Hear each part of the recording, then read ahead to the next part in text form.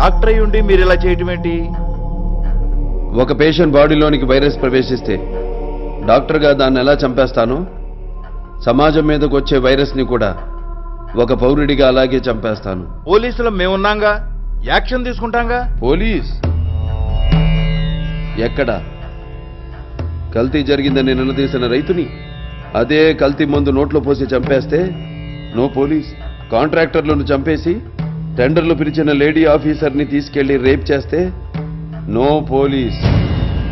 ఇదేంటి అని ఎదురు ప్రశ్నిస్తే దారుణంగా చంపేసినప్పుడు నో పోలీస్.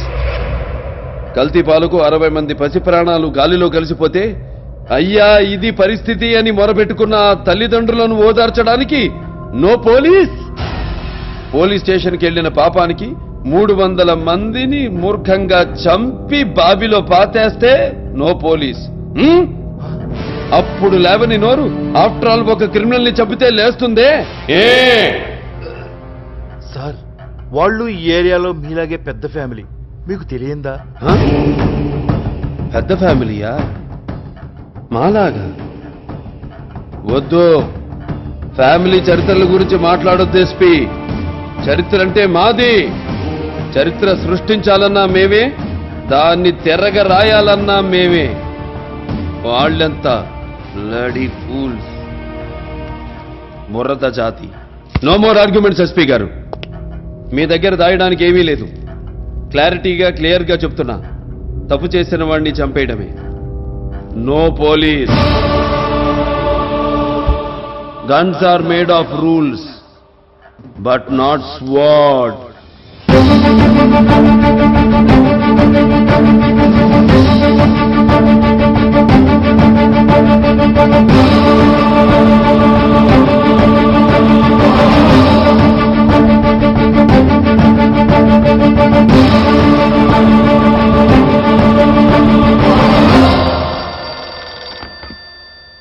హలో, ఏం చేశావు? మీరైతే అన్యాయం చేసినప్పుడు చూసి చూడనట్టు పొమ్మన్నారు. అతనైతే క్లారిటీగా అస్సలు చూడొద్దంటున్నాడు. మీ శ్రేయోభిలాషిగా ఒక్క మాట చెబుతున్నాను సార్. నా సర్వీస్లో నేను ఖమ్మంలో పనిచేశాను, కర్నూలులో పనిచేశాను, గుంటూరులో పనిచేశాను. చాలా మందిని చూశాను, కానీ ఫస్ట్ టైం ఒక సింహాన్ని చూశాను సార్. నరసింహాన్ని చూశాను సార్. ఉంటే జాగ్రత్తగా ఉండండి, లేకపోతే పారిపోండి.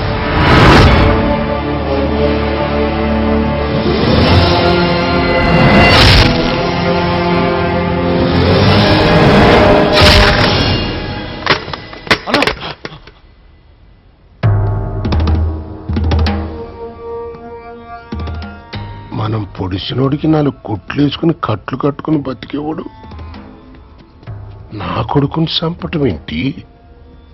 నువ్వు మూసుకుని యోగాసనం వేసుకుని కూర్చోటం ఏంటిరా?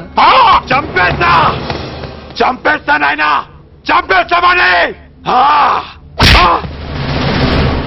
నట్టింటో కూర్చుని ఆడవటం మన వంశంలో లేదురా. శత్రువు మన కాళ్ళ మీద పడాలా, లేక ఆడి నట్టింటూ ఆడి నెత్తినే పడాలా? ఎన్నావు కదరా పెద్దోడా, ఎన్నావుగా? నీకంటే 4 ఏళ్ళు వెనక కత్తి పట్టినోడికున్న ఆవేశం కూడా నీకు లేదంట్రా, లేదంటే?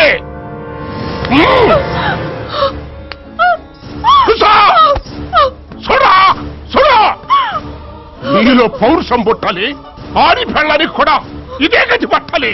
అంతవరకు మనం మనశ్శాంతి ఉండకూడదు, మనశ్శాంతి ఉండకూడదు.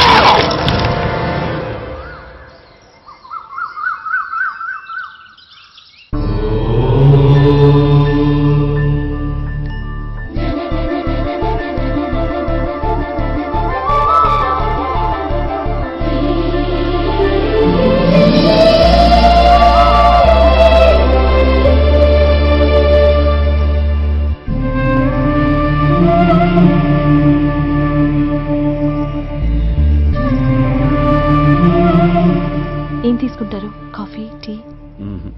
బిడ్డ ఎక్కడ?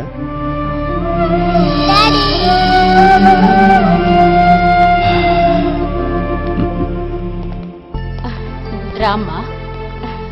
ఏమా, ఆరోగ్యం ఎలా ఉంది? బాగుందన్నయ్య. వ్యాపారం ఎలా జరుగుతుంది? బాగా జరుగుతుంది బావగారు. మీ అన్నయ్య వాళ్ళకి భోజనం ఏర్పాటు చూడు గాయత్రి. నమస్కారం. ఏంటి పూజారి గారు ఇలా వచ్చారు? ఎలా ఉన్నావు? శ్రీ లక్ష్మీ నరసింహస్వామి వారి కళ్యాణ మహోత్సవం దగ్గరకు వచ్చింది. ట్రస్టీలుగా మీకు తెలియంది కాకపోయినా దేవస్థానం తరఫున సాంప్రదాయంగా తెలియజేస్తున్నాను. అలాగే మీ వంశాభివృద్ధి కోసం జరిపించే యాగానికి కూడా ఏర్పాట్లు చేయమంటారా? అది ప్రతి సంవత్సరం చేస్తున్న ఆచారం. మీరే అన్నారు వంశరక్షణ అని. దాన్ని ఎలా ఆపుతాం పంతులు గారు? కళ్యాణం అవగానే మొదలు పెట్టండి. అలాగే మీ చేతుల మీద ఇంకో కార్యం కూడా జరిపించాలయ్యా. ఒక పేదింటి పూజారిని 2 పూట్ల 4 వేళ్ళు లోపలికి వెళ్ళడమే కష్టం. అలాంటిది నా బిడ్డని MBBS చదివించి డాక్టర్ని చేశారు. దానికి మంచి సంబంధం కుదిరిందయ్యా. ఓ, అది మీ బిడ్డ లాంటిదే కాబట్టి స్వామివారి కళ్యాణం అయిపోగానే ఈ శుభకార్యం కూడా మీ చేతుల మీదుగా జరిపించండి అయ్యా.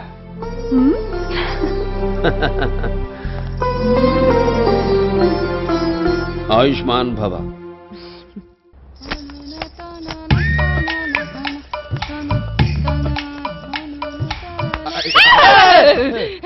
ఏటయ్యా సావిత్రి, నువ్వంటే నాకెంతో ఇష్టమే.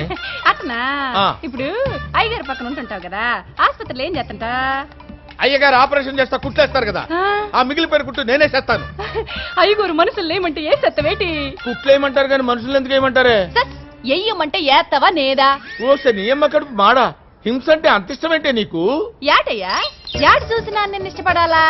మనిషికి నెత్తి మీద 4 అడుగులు లేవు, నిలబడితే 5 అడుగులు లేవు. అయ్యగారు పక్కన నువ్వు నిలబడతావు కాబట్టి కాదు నా నిన్ను ఇష్టపడాలా?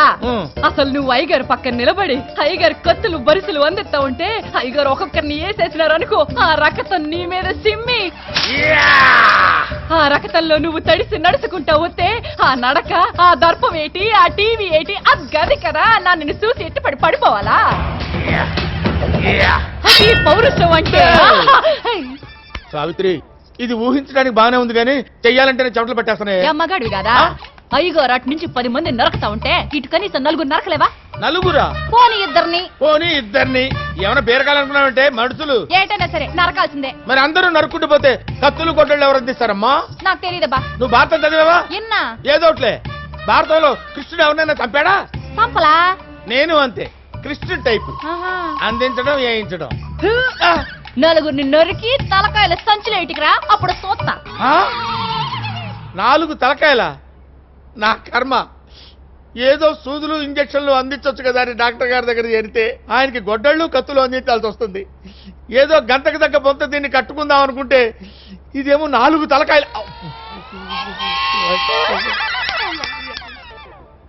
అయినా సావిత్రి, నిన్ను అహింసతోనే చేసుకుంటానే. వదలా, నిన్నొదలా సావిత్రి. బావగారేరి? ఆయన ఈరోజు ఏది ముట్టుకోరు. అమ్మా గాయత్రి, అదే మీ ఆయనకి నువ్వన్నా చెప్పమ్మా. ఆయన ఎవరి మీదకి పడితే వాళ్ళ మీదకి వెళ్ళడం, నరకటం ఎందుకు ఆయనకి? ఎవరితో పెట్టుకున్నాడో తెలుసా? వాళ్ళంత మంచివాళ్లు కాదు. జాగ్రత్తగా ఉండమని చెప్పు. ఆ జాగ్రత్త ఏదో నువ్వే వాళ్ళకి చెప్పు.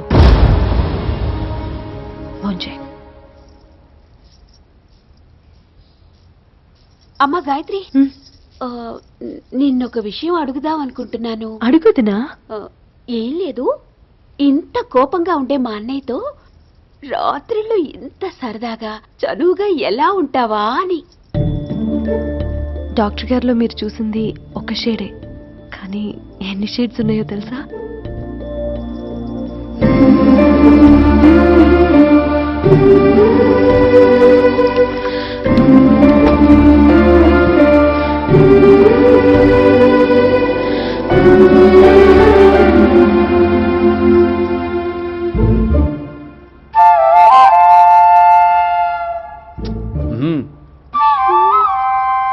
అక్క బావొచ్చాడే. తెలుసు. ఇప్పుడు చూడు బావని ఎలా అటు పట్టిస్తావు. ప్లీజ్ వద్దు. ఏంటమ్మా వద్దు? డాక్టరేగా, ఏం చేస్తాడో చూద్దాం. వద్దు పిన్ని, ప్లీజ్. ఏంటయ్యా? అదే గాయత్రి, రేపొద్దున వ్రతం ఉంది. 10 రోజుల దాకా ఇది కుదరదు. మూసేసుకుని పడుకో అయ్యా. ఏంటి తలుపులు? దేవుడా. ఏంటి బావా? అదే గాయత్రి, అక్కకి రేపు వ్రతం ఉంది. 10 రోజుల దాకా కుదరదు. మూసేసుకొని పడుకోండి. ఏముయ్యాలి? కిటికీలు. ఏంటి బావా? అది అదే గాయత్రి. అక్కకి రేపు వ్రతం ఉంది కాబట్టి 10 రోజుల దాకా కుదరదు. అప్పటిదాకా మీరు మూసుకొని పడుకోండి. ఇంకేం మూసుకోవాలి? దుప్పటి.